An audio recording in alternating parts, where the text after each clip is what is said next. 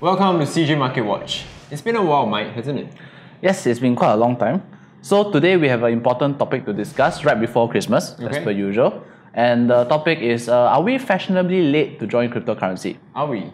Okay, so do you know what it means to be fashionably late? No. Okay, so when people say they're meeting at like 5 p.m. for a party or 6 p.m. for dinner, some people think it's good to enter at like 7 or 8 to be the center of attention when they actually arrive. Wow. So that's what you consider fashionably late. You know why it doesn't apply to me? Why? Because I'm not fashionable at all. Thank you. Yeah, so let's go on to the news. So the first news today is when there's blood in the streets. Why is not quite the time to long in crypto yet? Why is not the time to buy in yet? Okay, so basically this article is talking about the state of Bitcoin today. So they are saying that a lot of people are saying that Bitcoin has found its bottom. Also, a lot of people are saying that Bitcoin's bubble is over. We're going to hit $0, the death of Bitcoin. Yeah. So what this article is covering is it's using math, it's using historical data to show that actually this price drop is not nearly as bad as we think it is. It only seems that way because the numbers are bigger this time.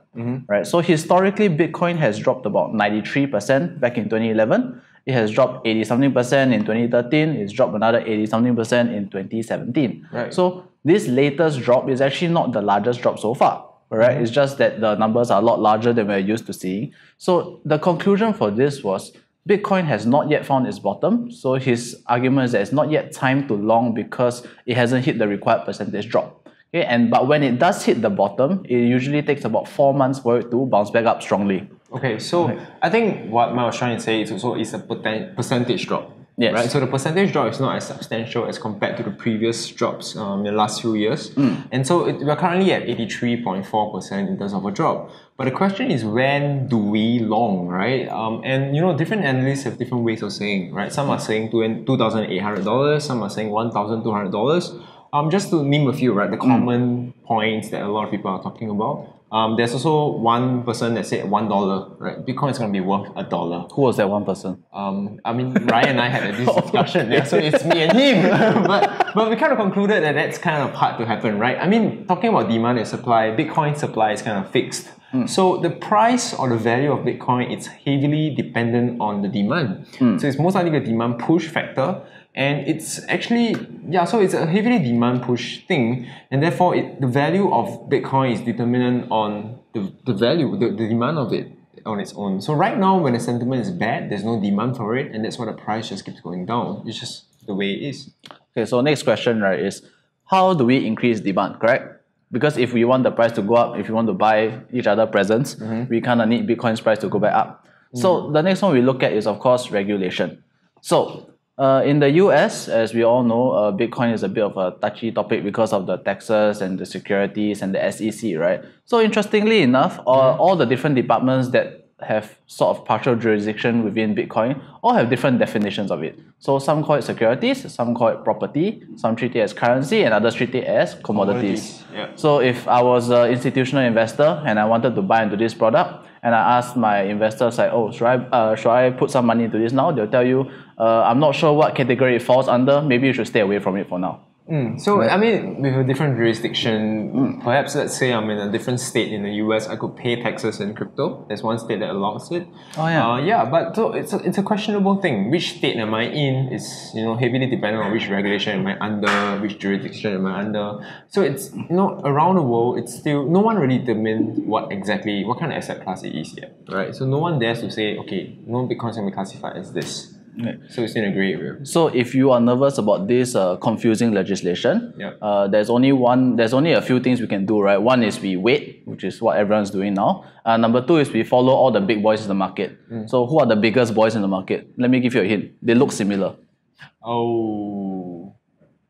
They're twins. Oh. It starts with a W. Gemini. Come on, Winklevoss twins, right? We're talking about that. Aren't we? Yes. Okay, so if let's say you're in a plane and you feel some turbulence, do you start panicking? Not right away, right? First you look at the pilot and see if he's actually still feeling calm. So in this case, some of the biggest people in crypto are obviously the Winklevoss twins, right? And if they say that this time is comfortable for them, they don't feel that it is a bad thing, they still want to push out the app for next year and they're looking to grab more customers in 2019. In Asia, especially. In Asia. So do you feel calm after hearing that? It's tough, right? I mean, different projects and different companies are developing. I know Coinbase is also developing. They have developed Coinbase Pro. They are said to reach about 1.3 billion in terms of profit just this year alone, revenue. Sorry, and so it's a question of which companies are we looking at and what are they going to do in the future. But of course, I guess it does give a huge boost to the industry on its own. We know that companies are still developing on blockchain. Blockchain developers are now highly sought after. LinkedIn just released this report recently. In fact, 2018, 33 times more blockchain developers are being sought after. Oh. So there's more blockchain developers coming along, and 2019 is all about blockchain technology. It's going to become everything will be almost written on blockchain in that sense. You can even get Bitcoin through shopping at Sephora.